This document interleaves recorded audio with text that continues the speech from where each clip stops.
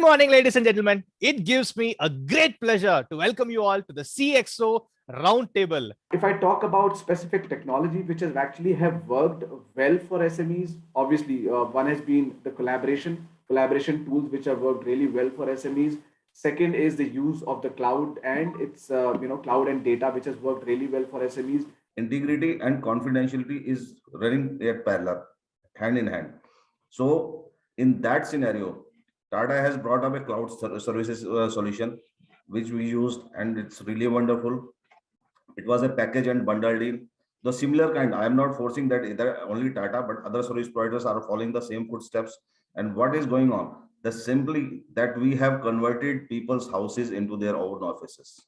India is growing, so in IT infrastructure. Had this pandemic before 4G, we would have been a different chaos altogether. After 4G, things were better. We were able to breathe. I'm sure with the new technologies, fibers coming in picture, I think it'll be further more easy. Mainly, it was the adoption and the acceptance of technology that was around us. But as humans, we take a bit of time to get used to it.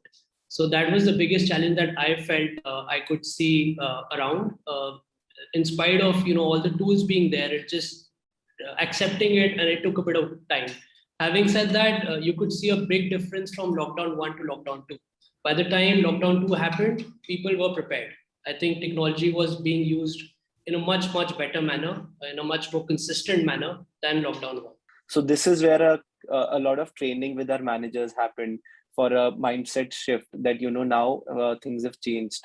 You cannot really go there and see if that guy is working or not. So that mindset shift of all the key leadership managers and people who are handling big teams was a bit of task for us, because now you not only have to collaborate online, but also have to keep the team motivated enough. And yes, what rightly said, there was a spike in the tech resources.